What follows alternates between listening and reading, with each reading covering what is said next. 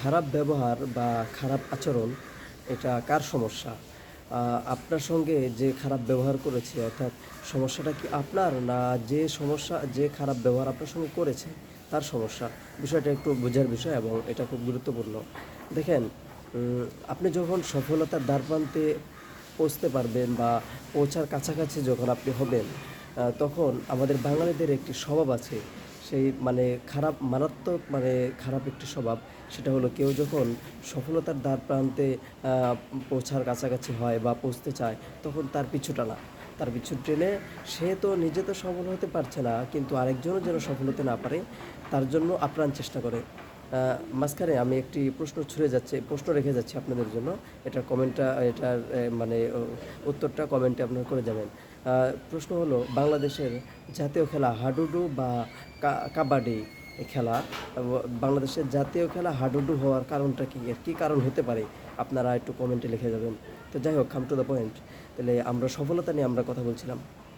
সফলতা, যে আপনি আপনার চেষ্টা করবেন, আপনি আপনার আপ্রাণ চেষ্টা করে আপনি আপনার সফলতায় পৌঁছার চেষ্টা করবেন। অর্থাৎ আপনার আ চেষ্টাটা যখন পরিপূর্ণ হবে, তখন আপনি সফলতায় পৌঁছতে পারবেন। এর পক্ষান্তরে আপনার আরেকজন আপনার পাশে, সেও তার হয়তো চেষ্টা করে সে হয়তো সফল হতে পারেনি। কিন্তু এখানে যে বিষয়টা, আপনি তো আপনার চেষ্টা করে যাচ্ছেন। যখন মানুষ দেখে যে সে মানে যে পরিমাণ চেষ্টা করছে, সে হয়তোবা খুব দ্রুত সফলতা অর্জন করতে পারবে। এটা যখন দেখে, তখন আ যারা দেখবে তারা ২ ধরনের মানুষ হবে। এক ধরনের মানুষ যারা আপনার হিতাকাঙ্ক্ষী, অর্থাৎ আপনার যারা ভালো চায়, তারা কি করতে পারে? তারা রিঅ্যাক্ট করবে এমন যে আপনার জন্য শুভকামনা করবে এবং আপনার জন্য দোয়া করবে, এবং আপনাকে সাহস যোগাবে যে হ্যাঁ, তুমি যেমন চেষ্টা করছো, এভাবে চেষ্টা করলে খুব সহজে তুমি সফলতা অর্জন করতে পারবা। বা তোমার জন্য সৃষ্টিকর্তার কাছে দোয়া করি, আল্লাহ তাআলার কাছে দোয়া করি, আল্লাহ তাআলা তোমাকে সফলতা খুব সহজেই অর্জন করার তৌফিক দান করুক, এমন দোয়া করবে। পক্ষান্তরে আরেক দল মানুষ থাকবে, যারা আপনার জন্য দোয়া তো করবে না, বরং আপনার পিছু টানার চেষ্টা করবে এবং আপনার সঙ্গে খারাপ ব্যবহার করবে। এখন আমি যেটা শুরুতে বললাম যে খারাপ ব্যবহার, আপনার সঙ্গে কেউ যদি খারাপ ব্যবহার করে, এই সমস্যাটা কার? আপনার সমস্যা না তার সমস্যা, যে করেছে তার সমস্যা। বিষয়টা বুঝি। দেখেন, আপনি যখন সফলতার দ্বারপ্রান্তে পৌঁছতে যাবেন বা পৌঁছার চেষ্টা করবেন, তখন অনেকে আপনার বিষয়টা এটা খুব সহজে তারা নিবে না। অর্থাৎ তাদের বিষয়টা ভালো লাগবে না। কারণ সে তো নিজে তো সফল হতে পারছে না। যে নিজে সফল হতে পারে না, সে কখনো চায় না, স্বাভাবিকভাবে যদি সে সুস্থ মস্তিষ্কের হয়ে থা মানে অ অ সুস্থ মস্তিষ্ক যদি তার না থাকে, তাহলে সে চাবে না যে তার পাশে আরেকজন সে সফলতা প্রতিচুম্বন করুক। অর্থাৎ আপনার পাশে অনেকে দেখবে যে আপনি সফলতা অর্জন করতে প্রায় কাছাকাছি, তখন সে আপনার সঙ্গে খারাপ ব্যবহার করবে, খারাপ আচরণ করবে। আপনার নামে বিভিন্ন জায়গায় দুর্নাম ছড়ানোর চেষ্টা করবে, আপনার নামে গীবত শেখায়ত করবে।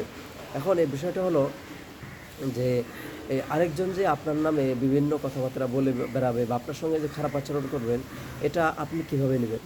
আপনার নেওয়ার বিষয় হলো, আপনি যার যে কাজ সে সেটা করবে। এখন আপনার কাজ হলো কীভাবে আপনি সফলতা অর্জন করবেন। আর সফলতা অর্জনের জন্য বা যেটা জরুরি, সেটা হলো চেষ্টা করে যাওয়া। অর্থাৎ আপনি আপনার আপ্রাণ চেষ্টা করে যাবেন আপনার সফলতার পৌঁছানোর জন্য। আর আরেকজন যে আপনার দুর্নাম করছে আপনাকে নিচে নামানোর জন্য, সে তার কাজ করে যাক। আ আপনি সময় মতো আপনি সফলতায় ঠিকই পৌঁছাবেন, কিন্তু সে আপনার দুর্নাম করেও সে কি কোনো কিছুই করতে পারবে না। এটা হলো আসল বিষয়। অর্থাৎ কেউ যখন আপনার দুর্নাম করার চেষ্টা করবে, আপনার সঙ্গে খারাপ আচরণ করবে, সে যায় আপনার রিঅ্যাক্ট করার কোনো প্রয়োজন নেই। অর্থাৎ আপনার সময়ের তো দাম আছে। আপনি আপনার সময়কে কাজে লাগিয়ে আপনি সফলতা অর্জন করবেন। এর জন্য তাকে রিঅ্যাক্ট করে আলাদা সময় নষ্ট করার মতো সময় আপনার কাছে নাই। এর জন্য আমার মতামত, আ যে কেউ আপনার সঙ্গে খারাপ আচরণ করবে, তার সঙ্গে খারাপ কোনো রিঅ্যাক্ট করার কোনো প্রয়োজন নাই। সর্বোচ্চ আরও যদি ভালো, আপনি যদি সেখানে রিঅ্যাক্ট করতে চান, তাহলে সেই রিঅ্যাক্টটাও করতে হবে, সেটা ভালো রিঅ্যাক্ট করতে হবে। যেমন তাকে ভালো করে বোঝানো বা তার সঙ্গে ভালোভাবে কথাবার্তা বলা, হয়তো সে এর দ্বারা ফিরেও আসতে পারে। তো যাই হোক, শেষ কথা সেটা হলো যে খারাপ আচরণটা মূলত আপনার সমস্যা নয়। খারাপ আচরণটা যে করে তারই সমস্যা।